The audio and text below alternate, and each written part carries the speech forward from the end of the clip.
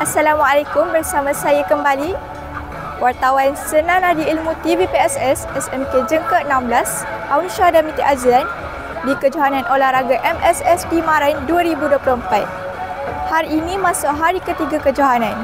Acara yang sedang berlangsung adalah acara akhir untuk lompat jauh L12, lompat tinggi P12, lontar peluru L18, lempar cakera P15 dan sedang berlangsung sekarang adalah separuh akhir 100 meter L12 dan P12. Juga akan berlangsung pada sebelah pagi ini adalah acara akhir 4x100 meter bagi semua kategori. Teruskan bersama kami.